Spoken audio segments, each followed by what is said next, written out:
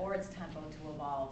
It kind of was a song like Badlands. It was written about a specific time and place and the author's relationship to that time and place, but it remains relevant to the here and now, even decades later.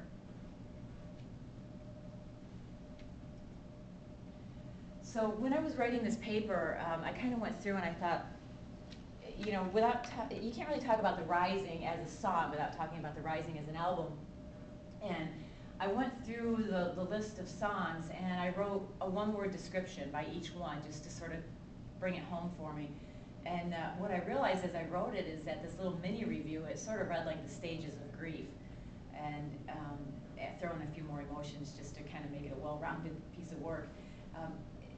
But what happened is that the Rising album, even though it was specifically written about 9/11, it became more of an album that wasn't about just 9/11.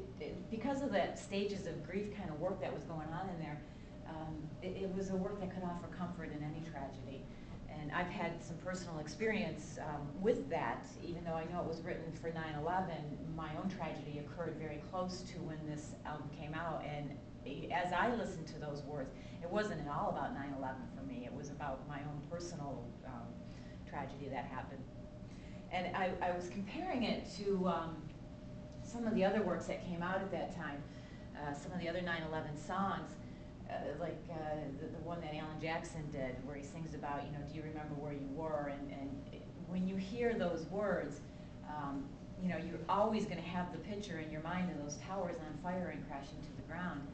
And you know, Alan went on to sing about how he couldn't find Iraq on a map, and you know, I mean, it's so about 9/11. And 20 years from now, if you hear that Alan Jackson song, it's still going to be about 9/11 and nothing else. But 20 years from now, if you hear Mary in the garden, you know, and holding those holy pictures of the children, that is going to be about any struggle. It's going to be about 9/11, or it's going to be about a political prisoner, or it's going to be about any struggle that the person hearing it can ascribe to it. And, you know, Alan Jackson still won't be able to find Iraq on a map.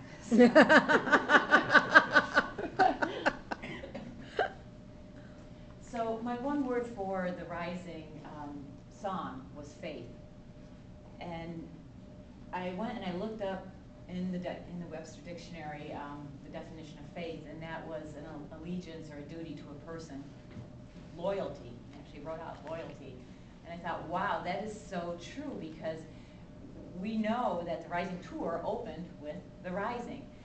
And in that moment that, you know, the music came up, the lights went down, the band is on stage, you know, the whole world just exploded in your face. We knew one thing, that Bruce and the band were going to be loyal to us, that we were going to see the best show that we've ever seen in our life. And that was really what it was all about. They were giving it their all. I had trouble with bullet points on this one, so I'm just going to read it to you, because I was trying to bullet point this, and I was like, no, this just has to be read the way it is. The Rising album as a whole, I mean, it looked at every angle of the process. It didn't just look at, you know, like Alan Jackson's song did, you know, one aspect of it. It looked at, what is it like to be a survivor? What is it like to be a hero? What is it like to be a victim? Even what is it like to be the terrorist? And then it looked at the time relationships. You know, what is it like today? What is it like tomorrow? What is it like, you know, the day after and the forever after? He just didn't let us turn away from that pain. He didn't let us hide behind the flag. You know, he understood that in order to heal as a nation, we had to look at all of this. We had to look at why we were victims and why we were the aggressors, and what led us to there. He didn't lead us into that angry place, though, and leave us there. He brought us out on the other side. And, you know, the city might have been in ruins, but we weren't in there alone. It was just like that in Italy, where we were all joining hands. You know, there were all these hands rising up and voices singing out together, and we were loyal to the belief that the music would heal us. And, you know, if you were lucky enough to be at that tour, then you saw the people, the ones that were holding the pictures of their loved ones that came up to the stage. You saw people sobbing and holding each other, and it wasn't always friends. Sometimes it was total strangers. I had this experience waiting in line in Green Charlotte.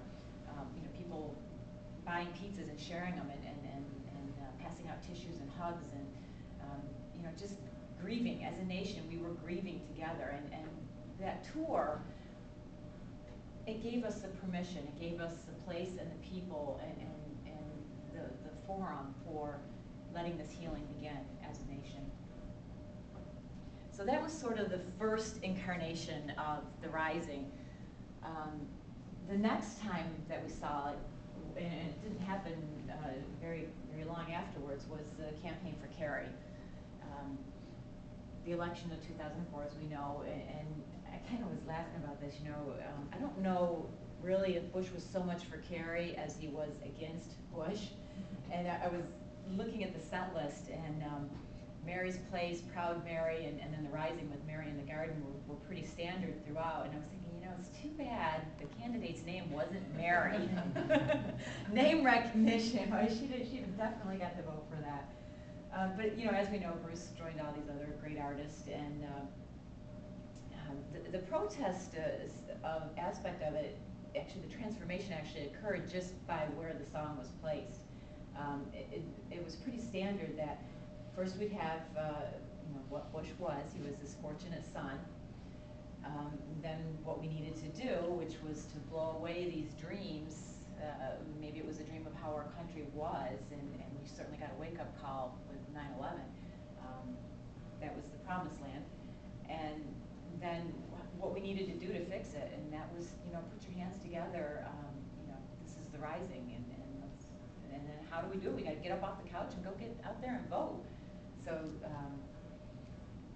that was kind of how he packaged that whole the Rising. Even though he didn't change a note, didn't change a word, it suddenly became this campaigning, this song that was, a call to action. Get out there. Let's get off the couch. And I just think it's important that it was unsuccessful. There's no way you can detract from the passion of the attempt.